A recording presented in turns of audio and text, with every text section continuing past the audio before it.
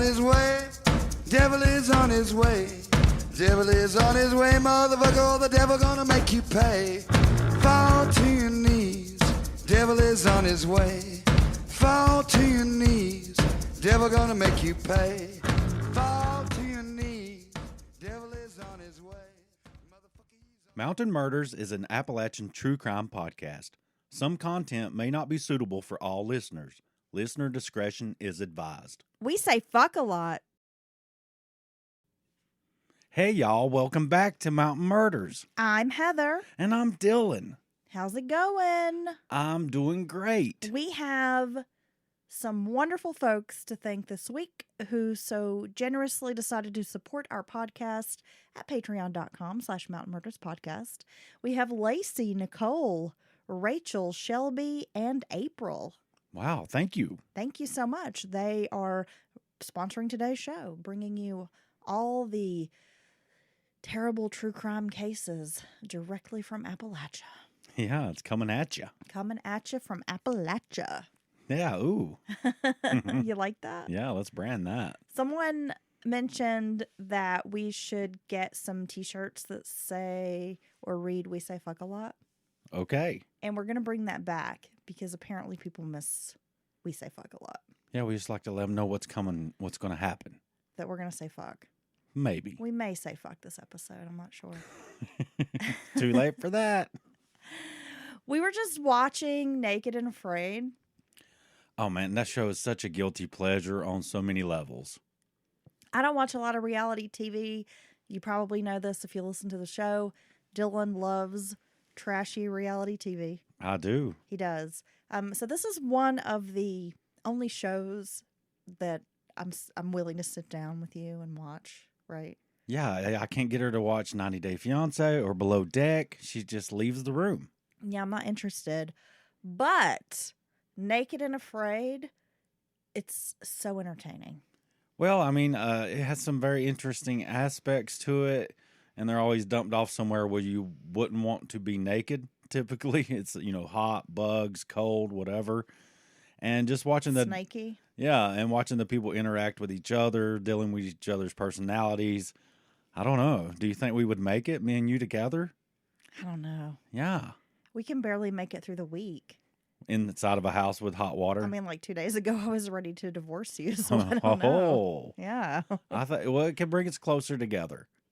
But literally, I feel like if you're cold, I'm going to keep you warm. Well, there's that. Right? Yeah, I was going to ask you if we had our own Mountain Murders Naked and Afraid episode, Dylan, right? Where we go into the woods for, I don't know, let's say 3 days.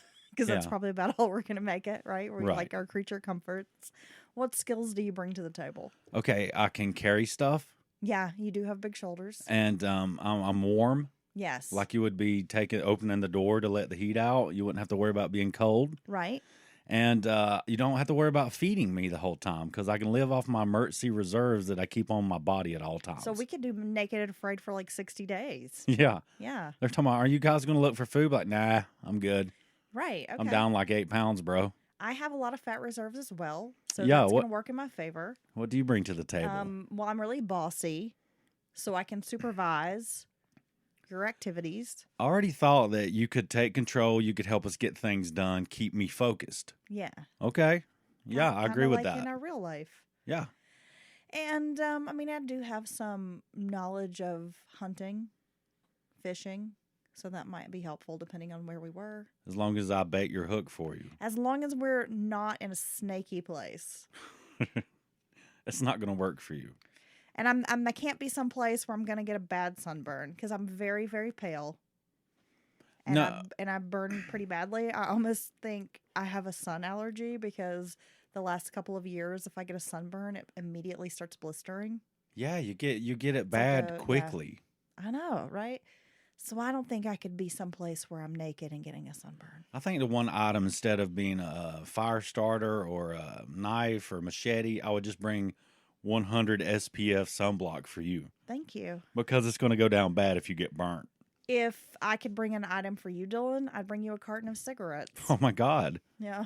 This is amazing. The producer's like, look, you can't keep smoking on air, okay? We're trying to make a show here. You're supposed to be desolate and be like, look, man, where did you get the Monster Energy drink and where do you keep getting these cigarettes Dylan from? builds himself a hammock and he just lounges and smokes the whole time. Yep. It's pretty much how it's going to go down. Yep. Come up out of there feeling great, down about 29, 30 pounds, and ready to live life. You ready? Yeah. Living La Vida Loca?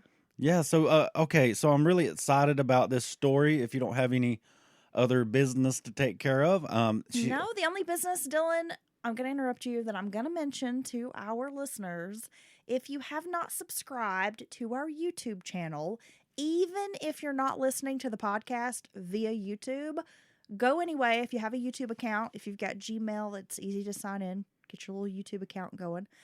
And like, subscribe, whatever it is on YouTube, because we've got to get to a certain number of followers in order to monetize YouTube. And you're probably like, well, that's a you problem, not a me problem. But we know that you care and you want to work with us. And I feel like we're missing out on a golden opportunity with YouTube. Right? Yeah, it'll take just a second. And always remember that if you can't have your phone out at work, that you can find us there on YouTube, which is what a lot of people do. Yeah, listening on their desktop or laptop at work. Yeah, and quite a few people have already done this very favor for us. And if a few more will just keep it going, we really appreciate it. Absolutely. And we have been producing some content on the TikTok app. Yeah, old TikTok. Right. So we're trying to get to 1,000 followers there as well so we can do lives. We had an Instagram live this week. It was super fun. We were able to interact with some of our listeners. It was a really good time. We would like to do more of that. It was a lot of fun, and everyone that participated in that, yeah, we appreciate it. We do. Yup. Okay, Dylan. So today's case is like we're going in the Wayback Machine, like way, way back. Man, I love some of these old stories. You do? Oh, yeah. They're very creepy. Well, they're very creepy. Seldom have you ever heard them. And, yeah, and oftentimes it's just has some very strange outcomes. Swift justice. It doesn't dilly-dally through the court system for years and years. Like, yeah, I always enjoy a good older case, and we haven't covered one in quite some time. Are you ready? I'm ready to get covered by it. Okay. Oh. Albert Wing was known as Bert, and he was born in February of 1860 in Greenville, Kentucky, to Samuel and Emily Wing. His father, Samuel, had been a well-off businessman and merchant in Daviess County. His business combined dry goods and tobacco until his partner left in 1863. So by then, the Civil War was in full swing, and ultimately, Samuel was bankrupted. So it just didn't work out for him, huh? No, the wars come in. Things are not going well. Business partner leaves. Yeah, so he's in a pickle. He's in a spot, Dylan. He's in an old pickle barrel. Albert's older brother, Edward Rumsey Wing, became a lawyer and at the age of 29 was appointed U.S. ambassador to Ecuador. This is a prominent family. He served in that position for 4 years before he died in 1874. Later, Albert's brother Samuel, who had been postmaster of Owensboro, moved to Salt Lake City where he took his own life. Bert's other brother, Charles, there's a bunch of boys in this story. This family has a lot of sons. Bert's other brother, Charles, spent 10 years in prison for murdering the marshal of Princeton, Kentucky. Wow. This is a wild story.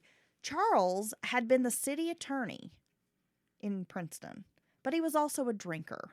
The marshal tried to quieten him down at, a tavern, a saloon, but he was growing louder, causing a stir, and was arrested. Once he was taken into custody, he was allowed to walk ahead of the marshal, and that's when Charles drew a pistol and shot the man. So he's just making an ass of himself. Yep. And the marshal simply like, just cut it out, maybe go home, maybe you don't need to drink anymore tonight, and then it's going to lead to this. Yes. Yeah, that's... And he's the city attorney. Yeah, and that's very... shooting the marshal. Very unnecessary. Well, the Wings, as I mentioned, they were a prominent family. Samuel's father, Captain Charles Foxwing, was held in high esteem by contemporaries. The Wing family had come from New Bedford, Massachusetts, where Charles's father, Barnabas Wing, was one of the wealthiest men in town. He made a fortune in shipbuilding and other enterprises.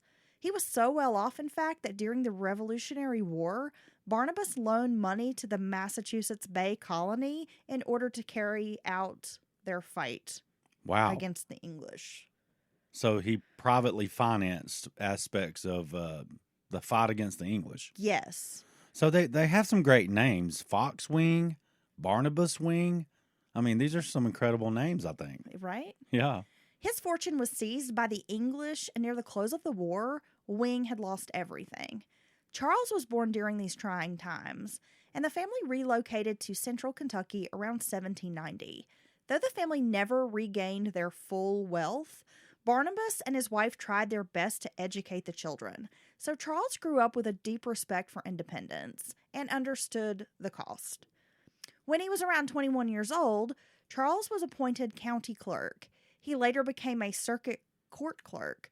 When the War of 1812 broke out, Charles was crucial in the Battle of Thames. By the time Albert was born, the Wings had established themselves once again as one of the most important families in the area.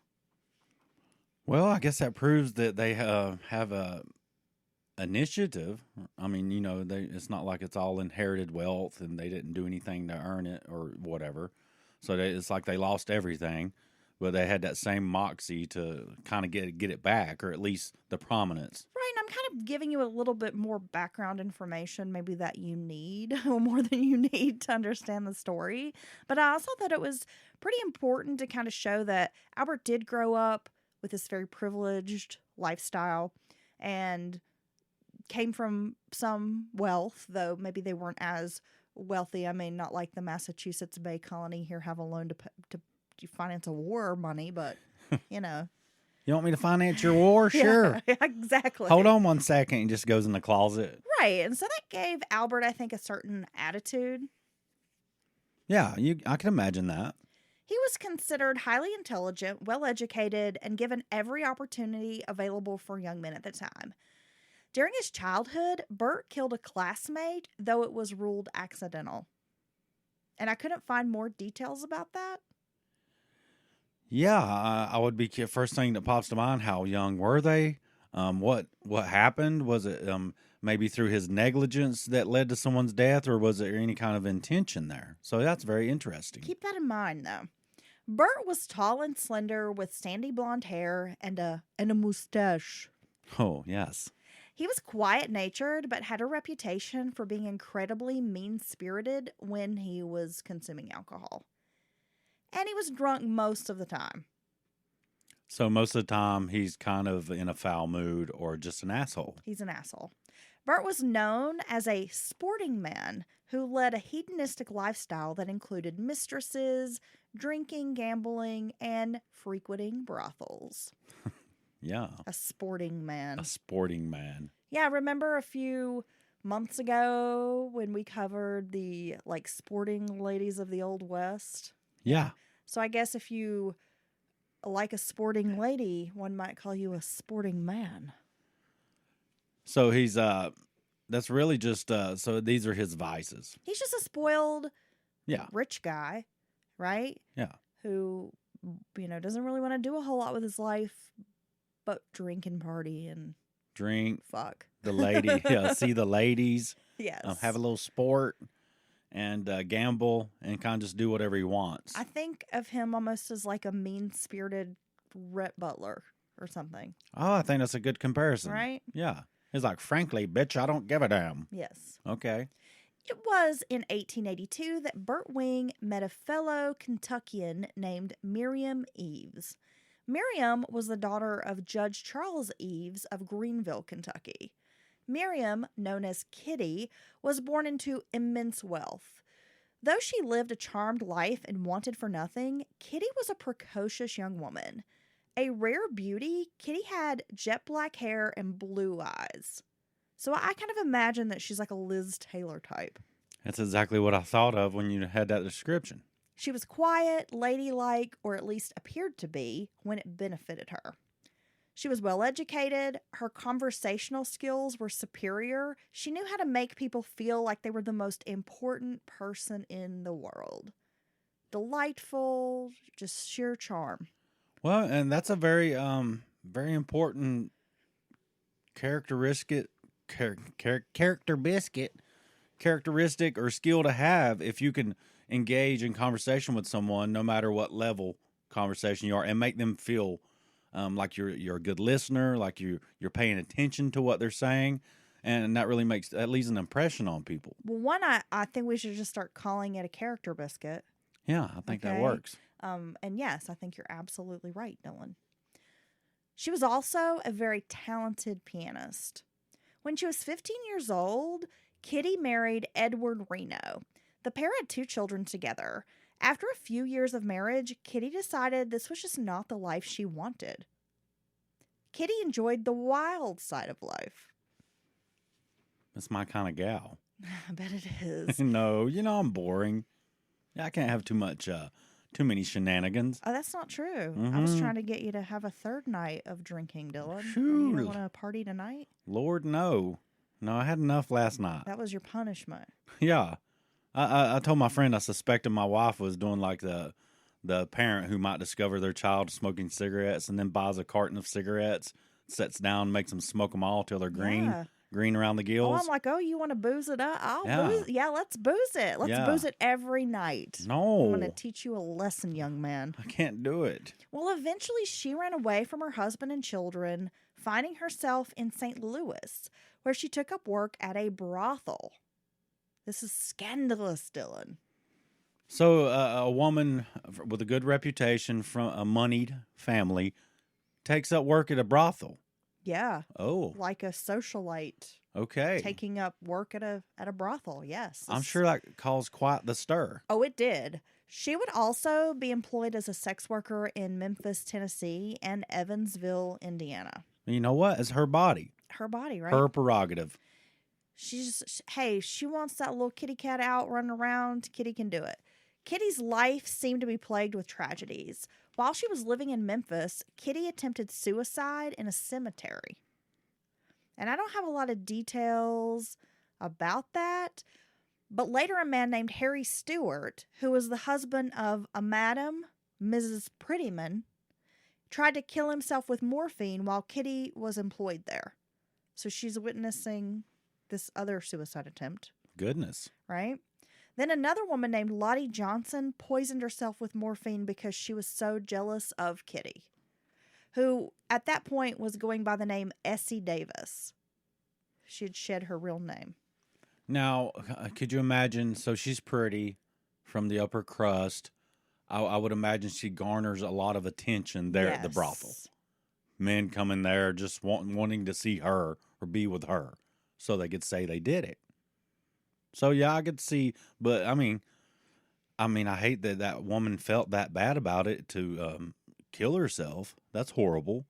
But, yeah, you can't worry about that because there's always there's somebody for everybody. There is. You know what I mean? Right. You're going to get customers. You love me for all my chunks. Kitty can't service everyone that comes through the door. Exactly. It's not possible. There's somebody out there who wants to bang the ugly girl. Yeah. Well, right? you know, well, I mean, I would, yeah, well, I mean, however you want to phrase it. I don't know if I'd quite phrase it like that, but, you know, maybe some guy, he's not into really attractive socialites. You know, maybe that's not his gig. No. Yeah. He's like, bring out the plainest lady you have. I'll take the Oscar Mayer Bologna. Yes. Okay. Okay. Well, Kitty was working at the St. Louis Bordello despite being married. And again, as I mentioned, her working name was Essie Davis. She and Bert hit it off once again because they had met earlier and then here they are again. So soon this blossomed into a full-blown romance and Kitty moved in with Bert. Bert was consumed with jealousy, and though he knew he was getting involved with a woman who sold sex for a living, he just couldn't stand the thought of his mistress with other men. No, you can't. See, that's, I mean, it's one thing to fall for someone, and I still don't think it's healthy at all. Fall for someone, then find out they do some type of sex work, stripper, escort, whatever. But then knowing full well in the beginning what she does, you're doing a disservice to her and you if you know you have these feelings and you can't deal with it. And I'm sure there's people in the modern day that have that issue, and it's just if you can't deal with it, you shouldn't be with that person. Jealousy coupled with his vicious drunken temper caused the couple to quarrel endlessly.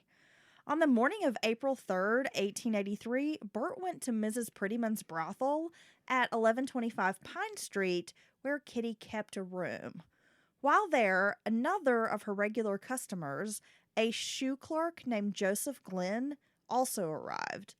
So the two men have a squabble, at which time Bert fired 2 shots into Glenn. That's my wife in that room, good sir. When Sally Prettyman heard the gun blast at 1 a.m., she rushed into Kitty's bedroom where she saw a partially nude Glenn lying on his back. He was bleeding from a bullet wound to the head, and Kitty was dressing. Though she had heard the shots fired and a door slam, Mrs. Prettyman never saw Bert Wing at the crime scene. So at first, Kitty denied having known Albert Wing at all, but eventually confessed that they had been involved in this romantic relationship. So during an during an interrogation by police, Bert admitted to killing Joseph Glenn. Kitty testified at Bert's trial that she had known him since childhood back in Kentucky.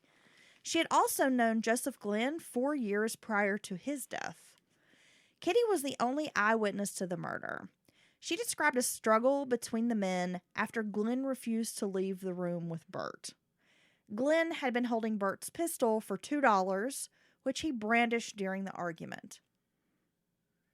So I guess it was like, I need $2, I'll hold your pistol while you borrow my $2 kind of thing. Does that make sense? Okay, Almost like a weird pawn agreement or something. Yeah, I need $2. Here's my gun. This will make you trust me, and plus you could shoot me with it if I don't pay you back. Right, so at some point, Bert managed to wrestle the gun away and shoot Glenn. The evidence was circumstantial at best and not enough to convict Bert on first-degree murder charges. His defense argued it was self-defense. He was given a 10-year sentence of hard labor at a prison in Jefferson City, Missouri. Now, and when they say hard labor back then, they meant it. It's like you're literally smashing the big rock down into the little rock. Yeah. Kind of thing. Yeah. Working on the chain gang. Yeah, work camps. Yes. They didn't play around. No. So do you think that Kitty being the only eyewitness to the crime, seems like she wasn't really going to go against him or have a negative impact on his trial or anything? You think she's kind of backing up his story? Yeah, I mean, because at this point, Kitty has feelings for him. They've dated, they've been living together. She's in love with him. So absolutely, she's not going to testify against him. She's not going to make a good, prosecutorial witness.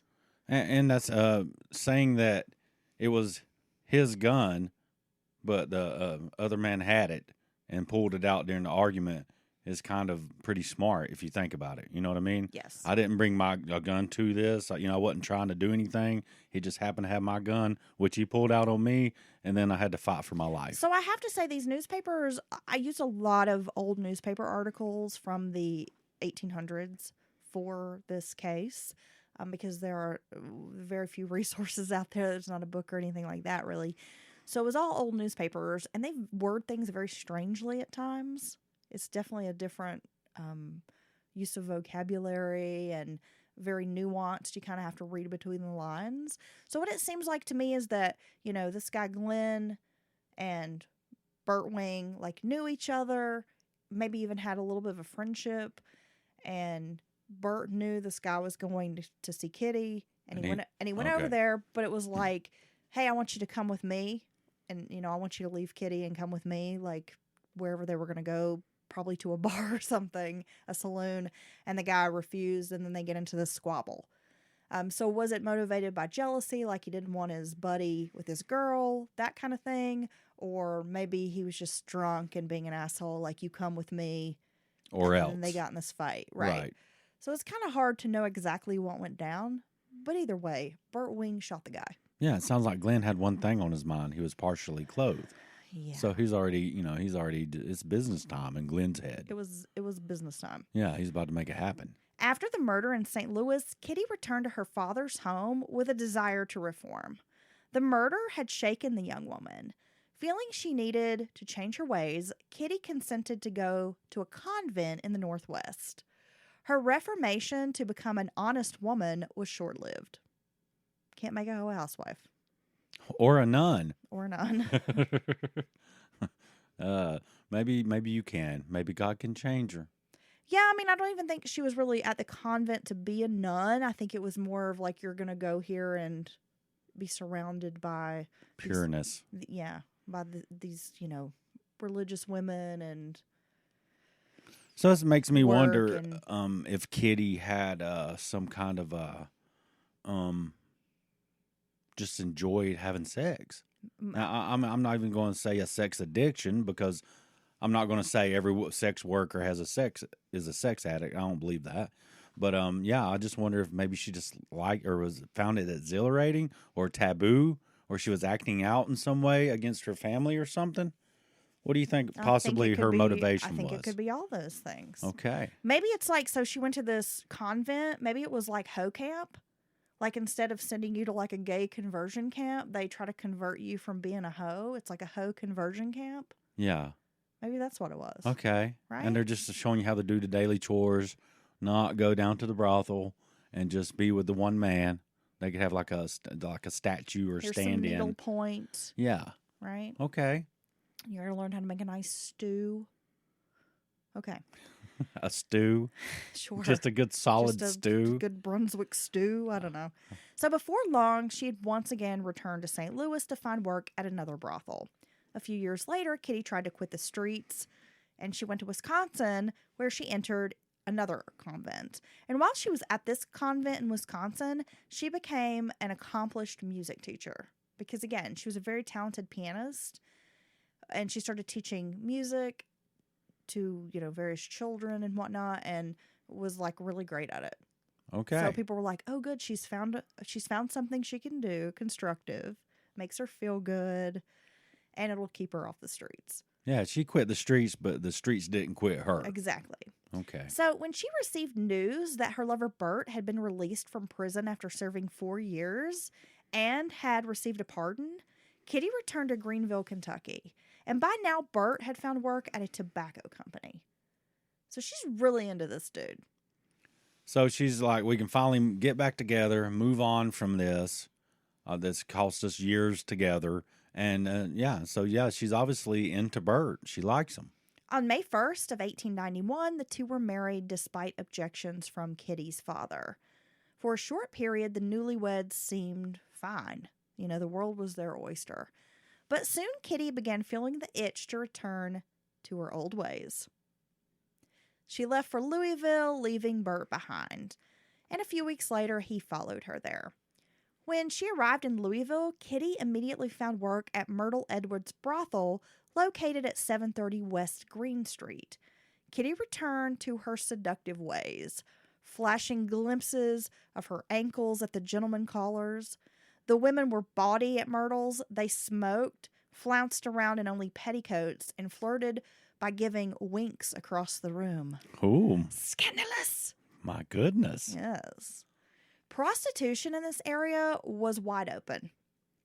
That's what I found really interesting about the history of prostitution in Kentucky and the Ohio Valley. So prostitution, as I said, wide open. Areas such as Newport, Kentucky was like a frontier at this time. It was a lawless slip of territory at the edge of civilization, a place where drinking, prostitution, gambling, gunplay, and carousing were part of the natural order. Yeah, that's actually a good point. You always think of the Wild West, the last frontier, blah, blah, blah. But then, from the very moment they landed on the beach, every mile you went that way was the new discovery and the edge of civilization. Well, and at this part, we're only 15, 20 years outside of the Civil War, so you have Reconstruction happening in the South. Which was a lot of stuff going on. You had the carpetbaggers and the, all these things happening. Yeah, so I guess it was a kind of a tumultuous time, right? Right. Yeah. Soldiers in the region gave into vice. For many decades, a kind of live and let live attitude prevailed in terms of prostitution. Only in the late 1800s did a serious movement emerge to make sex work illegal during what was called the Progressive Era from about 1890 to 1920. Part of the legislation was related to public health, a crusade to control social diseases, which is a nice way of saying, they wanted to cut down on the syphilis, the gonorrheas. Well, yeah, those made you really sick back then. They had no cure, right? Right. I mean, the syphilis would drive people mad. Of course, this was followed up with prohibition movements, which addressed alcohol abuse and gambling. Yeah, it's almost like this with the temperance movement and all that. It's almost like this prudish kind of puritanical. Yes. It kind of, it's like it reemerged after the war because you had that before. Literally Puritans and people leaning on the religion and all that stuff's evil or whatever. And it's almost like it went away for a while. It's kind of wide open, the wild frontier, lawless to a degree. And then it's like it's come back with a vengeance because now you got prohibition coming into full effect, and then obviously we're cracking down on sex work, right? Making prostitution illegal. I mean, what do we do? Raiding the brothels. And pouring the liquor out. I mean, what do we do for fun? Why do we? It's like they're taking away all the fun stuff. Well, and I can still buy morphine at the drugstore. I mean, and heroin. Okay, but I can't go see Kitty down at Luann's Hole in the Wall. Oh, would that be a good name for a brothel? Yes. The Hole in the Wall? Luann's Hole in the Wall. I like that. Okay. All right. Dylan's Hole in the Wall. I don't know if that works. Sounds like a glory hole. Yeah, I know. That's a truck stop or something. First thing that flashed in my head was like a really not clean situation. Stall with a glory hole. Yeah, anyway. Yeah, I have so many questions, but I'm not going to ask them. Well, at Myrtle's, everyone liked Kitty. Again, she is charming, beautiful. She becomes the most popular entertainer lady at the brothel. However, everyone agreed they did not like her husband, Bert. He was an asshole. Well, he's an asshole. He's running around jealous all the damn time, even though he's with a woman who he knows likes this profession. And so he's probably known to cause problems, come in there half drunk, pissed off. As a matter of fact, Dylan, you're right on the money. Often Bert would show up at Myrtle's house of ill repute with a bad temper. And when he wasn't trying to fight, he would sulk around, had a shitty attitude, was rude, would try to run off patrons. Yeah. Right. Hey, you're here for Kitty, ain't you? Get out of here. Get Just on try now. to sabotage these women from making money. I heard they all got the syphilises. He was not pleased with his wife's decision to return to sex work, though it has been reported that he often took huge percentages of her earnings. Yeah, it's funny. Which he would drink and gamble away. It's funny how that works, right? Right. Kitty was a romantic at heart, and she confided in a coworker named Lily Roberts that she was truly in love with Bert. She considered him a bit of a soulmate and said people only find this kind of love once in their lifetime. So even with him being an ass and causing these problems, maybe to her it just made her feel like he really loved her and wanted her maybe. And like all the bad things he did because he was jealous or he wanted her. I mean, I don't know. I wonder how she kind of looks past this behavior on his part. Well, Dylan, I think we're often blinded by love. Yeah. And we are willing to ignore red flags when your heart wants what it wants. Yeah, and I know, all our emotions and everything happen with hormones and chemicals. and I'm pretty sure that there are some studies about when someone claims to be in love that they're actually some parts of the brain aren't in control as much, and this is when you make bad decisions or poor decisions because really all these chemicals and yeah, it's a good way to put it, blinded by love. Yet Kitty also said she knew Bert would end up killing her one day, and she told this to several women at the brothel. Well, yeah, I mean, you guys got a bad mixture, alcohol, bad temper. I mean, that's just a recipe for disaster right there alone. It was on September 12th of 1892 that the Wings were seen riding in a coupe car on Cane Run Road. Both appeared to be highly intoxicated. During a heated argument, Bert pulled a knife on Kitty. He attempted to stab her, but was too drunk. Oh, my God. The car's driver, fearing a murder was about to take place, went for help, leaving the couple on the side of the road. When officers arrived, they found Kitty beaten within an inch of her life. The Wings were arrested for disorderly conduct. Now, how fucked up is that? They're both arrested, and here's Kitty, beaten very badly. Well, yeah. Well, I mean, we know the misogyny and the chauvinistic problems back then were probably times 100. Always believe the man, man has all these rights, women don't. But I mean, yeah, that's really messed up because you should have arrested him for beating the shit out of her. Right. Yeah. And disorderly conduct, it's not like domestic violence. I mean, I know that probably wasn't even on the books at the time, but disorderly conduct. Well, yeah, you could probably tell them, look what she made me do or some dumb shit like that, Well, the Wings' marriage was filled with incidences of domestic violence, which were greatly exacerbated by alcohol. So this is just an example of one of those times. This was a common occurrence with this couple. By November 1st of 1892, Bert Wing couldn't handle the situation anymore. Kitty went to her job at Myrtle's, joined by her husband. The pair rented a room. When they arrived, the Wings were in good spirits, which was not typical. They're usually fighting, pissed off at each other. But when they show up, they're in a great mood. They're laughing, seemingly like they're in love with each other. Well, that's and yeah, they must have been like that all the time for people to remember that and notice that that's uncharacteristic for them to be happy together. Yes. Which is kind of messed up. Everyone was in a downstairs parlor enjoying ribald music playing on the piano. Now, is that like the automatic, you said ribald music? Ribald. Ribald. Yeah. Okay. I just remember there was this old SNL skit from 100 years ago. I'm totally dating myself, with John Lovitz. And he was dressed sort of in a powdered wig and, 1700s guy. And he would be like, ribaldry. And he kept saying it in this high-pitched British voice. John Lovitz was funny.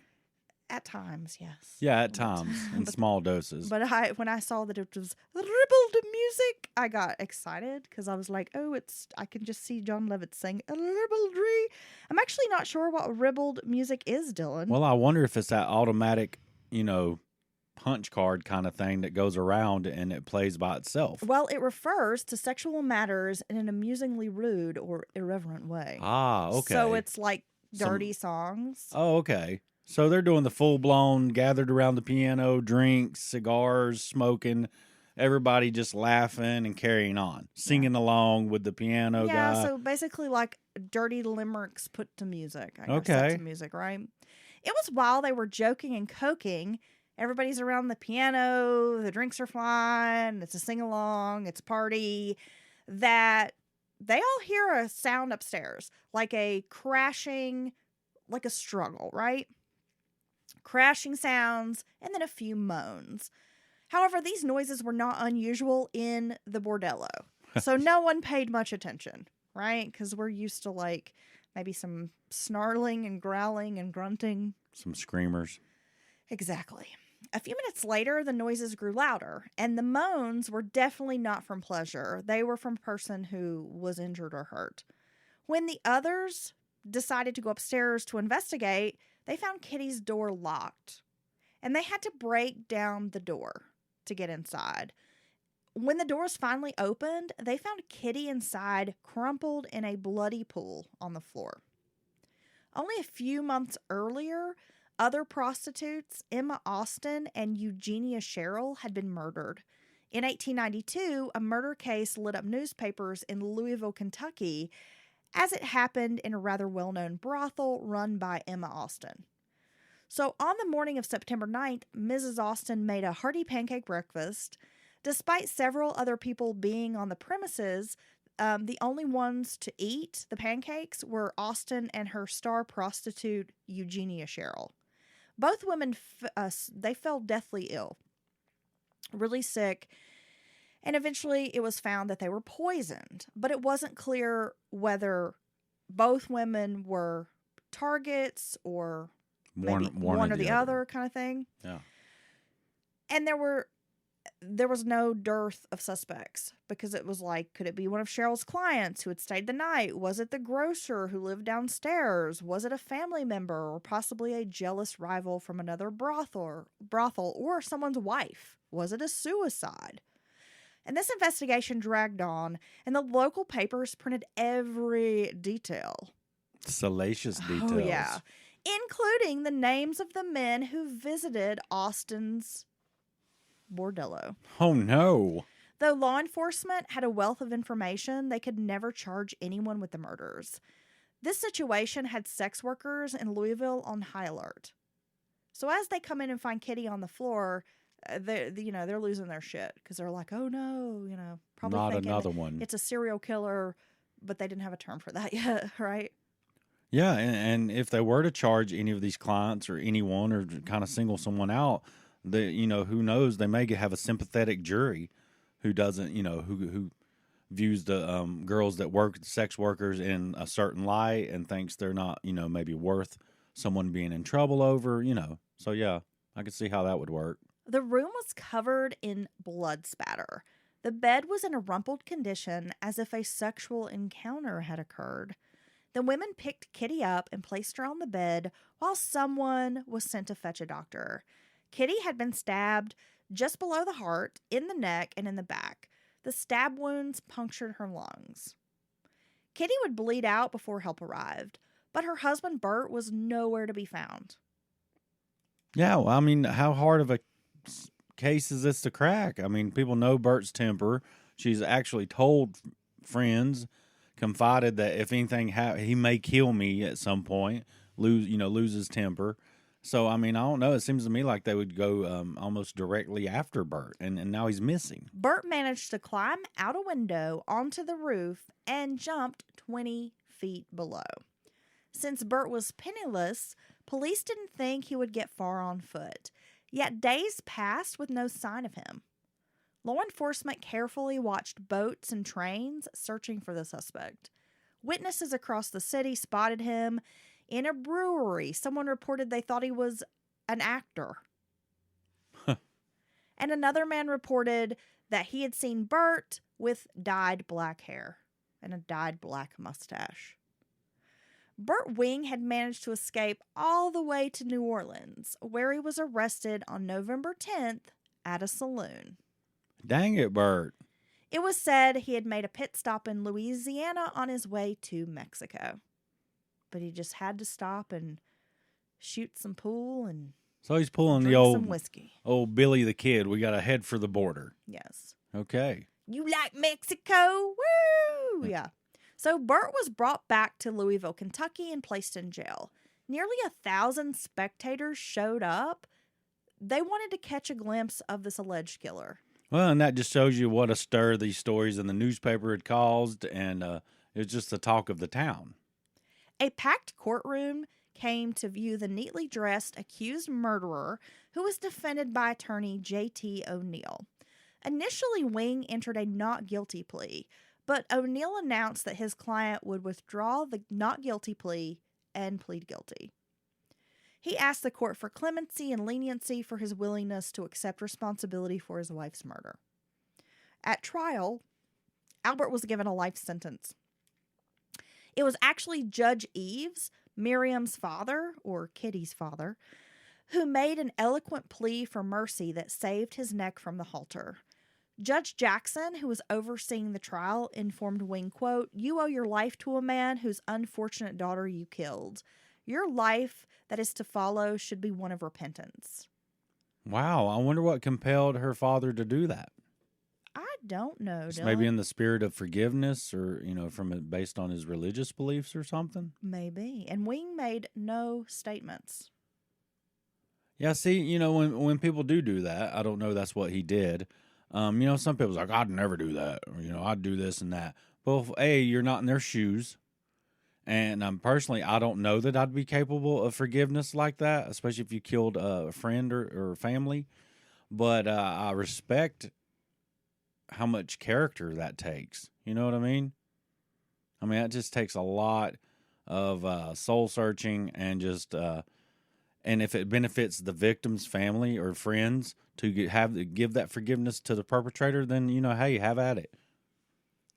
Well, he went on to prison at Frankfort, Kentucky, and in 1906 he escaped. He was a model prisoner, and he had been given keys that allowed him to kind of come and go from an outdoor office area in the prison, and they let him wear like a gray outfit that didn't have the prison stripes. So he's kind of like a trustee status. So along with another guy named John Clark, they escaped. Yeah, this is a really good plan. I have the keys. We're going to open the door and we're going to leave. And what was kind of wild, Dylan, is that while he was serving time in prison, he actually had a lot of folks petition the state asking for Wing to be freed. There were 3 different wardens that recommended the same for him. Well, there you go. I mean, does it surprise you? Kinda. Women were the misogyny and all that was way worse then than it is now, and it's bad enough now. Women hardly get a fair shake. That's true. So Wing and Clark escape prison, and they attack a man named John Beeler shortly after. They beat him and rob him of his clothes. And of course, it was assumed that this was Clark and Wing. Then on January 11th, about 5 days after the escape, Clark was arrested while playing pool in a Lexington saloon, which is kind of funny considering that that's the same way that Wing had been caught in Louisiana. Yeah. Yeah. Well, he eluded arrest until April 29th of 1914. That is when a man named John Thornton turned himself in to the Cincinnati police and admitted that he was in fact Albert Wing. Wow, I wonder what compelled him to do that. He had spent years on the lam supporting himself by robbing all over the state of Ohio. He spent time in Cleveland, Crestline, Toledo, Dayton. He made a claim that, he had escaped from prison, getting the keys, leaving, slipping away. So they were like, okay, this might actually be the guy. And he was taken back to Frankfort prison in order to serve the rest of his life term. And he said while he was on the run, it was miserable. He said he was constantly looking over his shoulder. He couldn't make friends. He had to work these really shitty jobs because he didn't have any kind of references, and he was moving around so much. So he was just tired of it. Yeah. So he just turned himself in because he was like, I can't do this anymore. It sucks. Yeah, it's a lot of people believe that's how Eric Rudolph ended up. He was just tired of hiding, camping, always looking over his shoulder, and he just finally kind of gave up. Well, this was in 1914. So 2 years later, the Board of Prison Commissioners decided to release him. They pardoned him on February 11th, and he was actually given a home by one of the former wardens, a guy named George Chin. Damn, this guy. He always gets support, and it's strange. It doesn't appear in any historical record that he, had trouble beyond this. Albert Wing faded into obscurity. Well, yeah, I guess he had no object of jealousy to chase around and sit down there at the brothel, ruin everybody's good time. Man, so if you're just a regular Joe and you're going to pop by the brothel, get a little companionship, Little conversation. And oftentimes many Little less conversation, a lot more actions. What I need. you see sex workers say that it's not always sex. Sometimes people just do want companionship, to someone to talk to. They're just lonely. And so you pop down there and there's fucking Bert. Raising hell, drunk, running off the women. Nobody wants to be around him. I'm like, oh my God. Every time I come down here trying to have a good time, there's old pissy Bert ruining everybody's fun. You know what? I feel like I'm at a family function and everybody's just trying to have a good time, maybe trying to get a little piece of ham, whatever, some deviled eggs. Yeah, they want some ham. And there's my dad just fucking ruining it for everybody, right? Like old Zoloft cloud, right? Hanging over everybody's head. Some Zoloft. Oh, but damn it, be happy. Yeah. You can't be. How can you be sour all the time? I don't know. A mean drunk is the worst. It is the worst. It is the worst. It's worse than the silly drunk or the too drunk, or just a mean drunk is scary, and it's almost like when you get angry when you are rather intoxicated. It's just a certain kind of anger. It's very vile, and I don't know how to describe it. Yeah, rage. Yeah, it's pure rage. And like nothing Uncontrolled. can like calm them, Yeah. can bring that person down from that, like, I'm ready to fight. Yeah, damn. Thanks, Bert. Yeah. Just sliding by here to have a little companionship before I head out of town. Got to go work on the railroad, and thanks again for ruining my night. Well, poor kitty. Yeah, her own father begged for leniency, which that was his choice. He gets to choose that if he wants, but that's kind of strange. And then you have Bert go on to, kind of escape and, be out living life, though a rough life, and then get pardoned.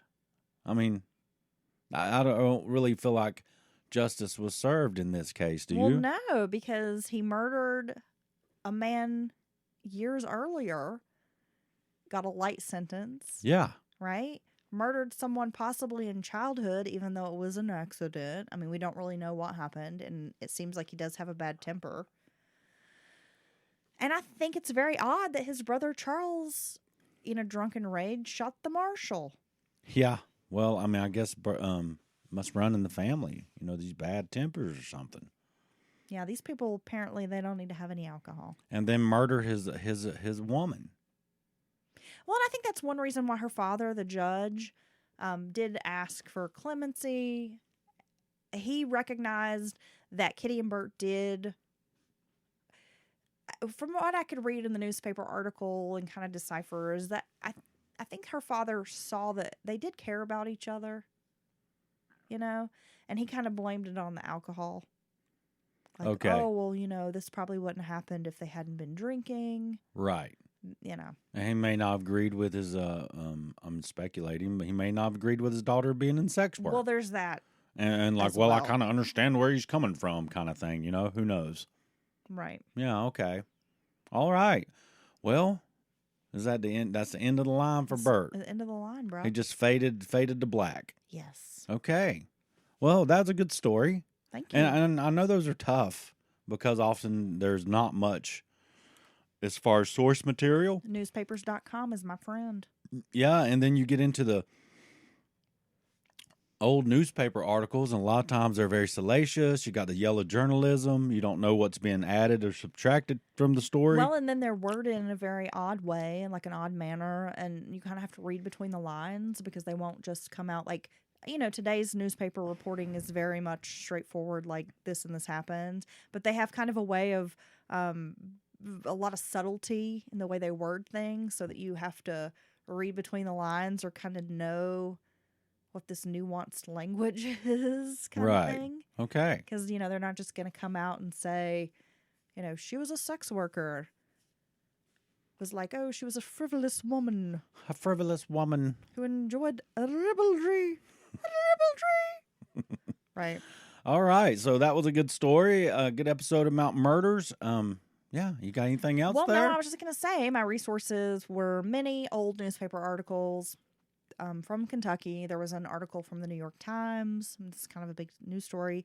And I did find a blurb in a book called Louisville, Murder and Mayhem, Historic Crimes of Derby City by Kevin McQueen.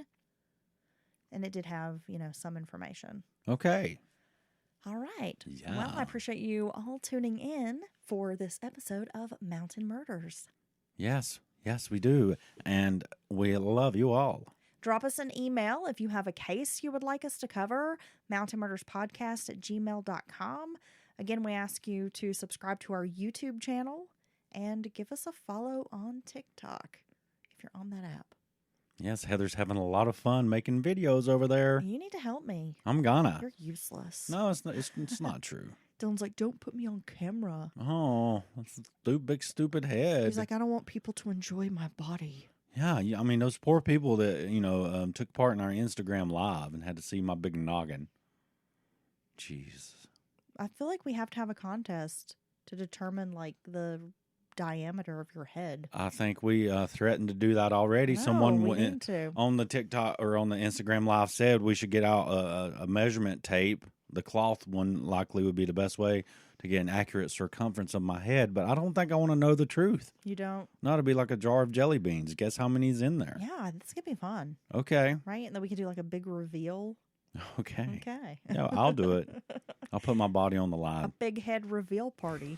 Yeah. Get some balloons. My God, is it 2.5 foot, 3 foot around? We don't Release know. the balloons. Yeah. Okay.